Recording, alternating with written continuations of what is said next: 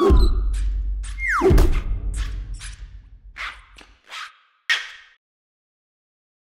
everyone, welcome to a Good e-Reader review video. My name is Michael. This is Peter. We have here the Icarus XL HD. Yes. This is their latest generation e-reader that is shipping now to customers that ordered it on our Indiegogo campaign, as well as their main website.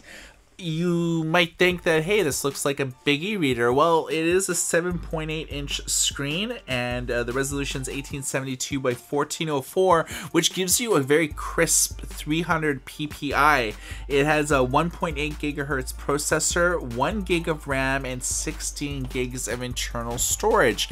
Let's take a look at the visual aesthetics of this product. So this thing doesn't look really that much different than any other Icarus, although it does have a very nice home button on the bottom that's very convenient.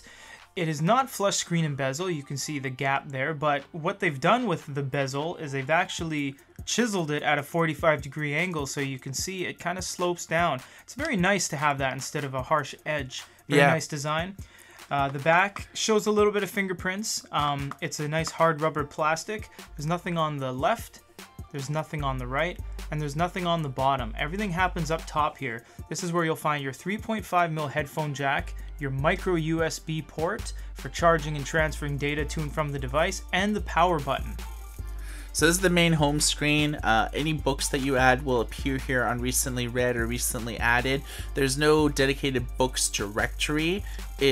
Everything's added to the main sort of root folder, and so that's actually preventing books from appearing here, which I don't know if it's a bug or not, but suffice to say, you can click on File Manager, Internal Memory, and see the books there. If you have an SD card with books in it, you'll actually, instead of seeing internal memory, you'll have like expandable things, so you'll be able to browse your book collection that way. Apps is the default apps that come with this, as well as apps you install. So you have like a web browser, dictionary, email, file manager, and so on. It does have a Google Play. This is running Android. It's running 4.2.2, which is Jelly Bean, and we have a few apps here we'll look at in a moment. Google Play is your sort of all-in-one destination for books. You can browse it, and it's like pretty quick. If you want to speed things up, what you have to do is click on the Wi-Fi symbol, but you actually have to get out of here first. Click on here. You have an option to change the A2 mode. So we're going to turn that on, go back to Google Play, and you'll see that the thing Michael swiped on earlier is actually moving a lot more fluid now. But what A2 mode does, as you can see, it severely lowers the quality of all the images in order to move more smoothly. We're going to look at is the settings menu here. There's 2 pages.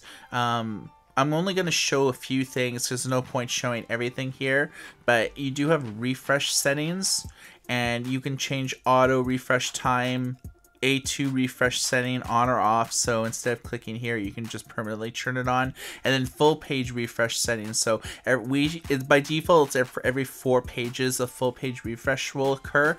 We set it to 10 just so it doesn't break immersion reading.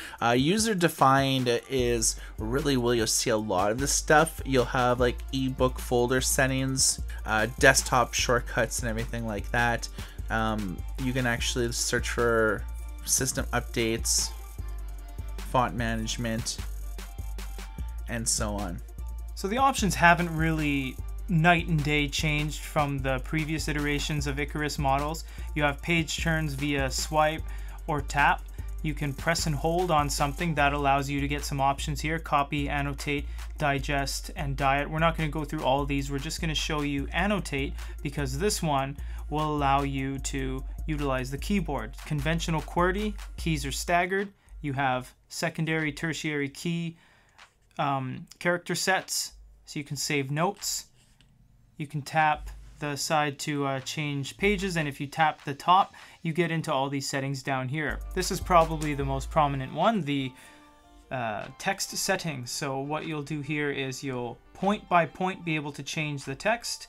You can change the font size, line space, margins, and a whole bunch of preloaded font styles that everything changes live. It's all really quick. You do have different things like how to rotate the screen, auto page turns, and information on the book. This is the Kindle app. You can see that we're on the main page here. You have the carousel and some recommended titles down below.